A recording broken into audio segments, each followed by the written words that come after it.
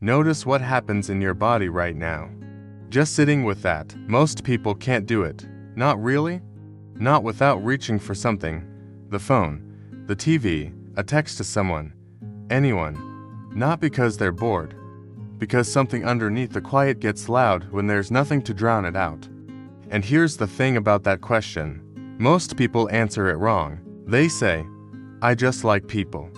I'm an extrovert. I don't like silence. And maybe all of that's true.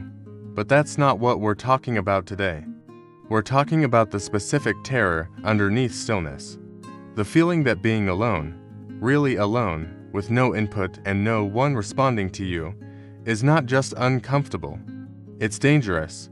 If that distinction landed somewhere in your chest, stay with me. Because what we're going to trace today goes all the way back. To the moment your nervous system first decided that your existence required an audience to be real. In 1943, Abraham Maslow published a paper that most people learn about in a high school psychology class and then forget. But there's one thing in it that changed how we understand human motivation entirely. He placed belonging, connection, love, being seen by other people, directly above physical safety in the hierarchy of human needs, not alongside it, above it, which means neurologically, psychologically, evolutionarily, social exclusion registers in the human body as a survival threat. Not a preference, not a comfort, a threat. This is not metaphor, this is architecture. But here's where it gets more specific and more personal, because Maslow tells us why humans in general need connection. What he doesn't tell you is why you specifically can't sit in a quiet room on a Tuesday afternoon without your chest doing something complicated. For that, we need to go earlier. Developmental psychologist Erik Erikson identified the first psychological crisis a human being faces. Not adolescence, not midlife, the first one. Birth to 18 months. In that window, the infant is learning one foundational thing. Not language, not motor skills. Is the world reliably responsive to me? When I cry, does someone come? When I need something, does something happen? Is there a consistent, predictable presence that tells me my signals matter? If the answer was consistently yes, the child develops what Erikson called basic trust, a foundational sense that the world is safe enough, responsive enough, and that their own existence generates a reliable response from others. If the answer was inconsistent, unpredictable, sometimes yes and sometimes silence, the child develops a different lesson. My existence is not enough on its own to generate care. I have to do something, perform something, be something, earn it.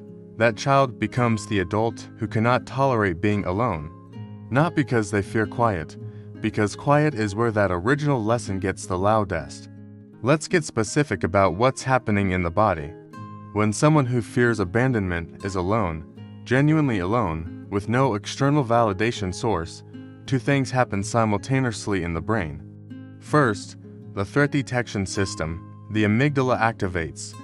Because aloneness, in the old brain's vocabulary, still partially means separation from the group, and separation from the group, for most of human evolutionary history, meant exposure, vulnerability, a genuinely elevated mortality risk. Your amygdala does not know you're in a safe apartment with a deadbolt and a delivery app. It knows you are not in proximity to your attachment figures, and it responds accordingly. Second, and this is the one that drives the behavior, the default mode network activates. The DMN is the set of brain regions that become most active when you're not focused on external tasks, when there's nothing to do, nowhere to look, no input to process. It's the network that generates your inner narrative, your self-concept, your sense of who you are. And for someone with deep abandonment wounding, the default mode network is not a peaceful place. In a landmark 2007 study, researchers Matthew Buckner, Jessica Andrews Hanna, and Daniel Schachter documented what happens in the DMN of individuals with high attachment anxiety during unstructured quiet time. The self-referential processing that the DMN produces doesn't generate neutral self-reflection. It generates threat-relevant self-reflection. Am I enough? Do they still care? Was that thing I said 3 days ago wrong? Will they leave? In other words, the brain left alone, when it hasn't been taught that aloneness is safe, does not rest. It audits. This is why distraction feels like relief. The phone, the TV, the constant low-level noise of other people's presence, they give the DMN something to do that isn't turning its full aperture on you. But here's what that costs. Every time you reach for distraction, the moment aloneness becomes uncomfortable, you send your nervous system one more confirmation. Being alone with yourself is something to escape. And the fear compounds. You have been training yourself, rep by rep, to be afraid of your own company. I want to be direct about something here. If you cannot be alone with yourself, you cannot actually be with anyone else either. Not fully, not freely. Because the moment you need another person's presence to regulate your own nervous system, their presence stops being something you enjoy. It becomes something you require, and the distance between enjoying someone and requiring them is the distance between love and dependency. Psychologist John Bowlby, whose work on attachment theory is foundational to everything we now understand about adult relationships, described what he called proximity-seeking behavior. When the attachment system is activated, when we feel threatened, uncertain, disconnected, we move toward our attachment figure to restore felt security. Healthy, normal, human, but in someone with deep abandonment fear, that proximity-seeking system has a hair trigger. It activates not at genuine threat, but at the possibility of threat, at a shorter than usual text, at plans that don't include them, at the ordinary, necessary rhythms of another person's separate life. And when the proximity-seeking system activates, it produces behavior. Texting when you said you wouldn't, showing up when space was asked for, needing reassurance that you just received 10 minutes ago and already can't hold on to. Picking a fight because conflict at least guarantees engagement, at least confirms you're real to them. I know that's uncomfortable. Stay with it. Because here's what that behavior does to the relationship. It creates the very outcome the fear is predicting. The partner who needs space gets less willing to give closeness. The person seeking reassurance needs more of it to feel the same effect. The relationship slowly reshapes around the fear, and the fear grows in the new shape of the relationship. This is the self-fulfilling architecture of abandonment terror. There's a distinction that philosopher Paul Tillich made in 1963 that I think about more than almost anything else I've read on this subject. He wrote, "Loneliness expresses the pain of being alone. Solitude expresses the glory of being alone. Same external condition, completely different internal experience. Loneliness is what happens when you're alone and it feels like something is wrong, like a state to be corrected, an alarm going off. Solitude is what happens when you're alone and it feels like something is yours, like a resource, a place you can go to return to yourself. The capacity for solitude is not a personality trait, it's a developed skill, and the research on what that skill produces is striking. Esther Buchholz, developmental psychologist and author of The Call of Solitude, spent decades studying what she called alone time as a developmental need, not a deficit, a need. Her research found that individuals who had developed the capacity for genuine solitude showed measurably higher levels of creativity, emotional regulation, self-knowledge, and, critically, relationship satisfaction, not relationship frequency, relationship quality. The people who can be alone, who have made genuine contact with their own inner life, bring a self to their relationships, a real, specific, differentiated self, someone who is there because they want to be, not because the alternative is unbearable. That's what makes the choice mean something. Here's what I'm not going to tell you. I'm not going to tell you to meditate for 20 minutes every day and everything changes. Not because it's wrong, because it skips the part that's actually hard. The actual work is this. Every time you reach for your phone the moment quiet becomes uncomfortable, notice it. Not to stop it, just to see it, to name what's actually happening. I am escaping myself right now.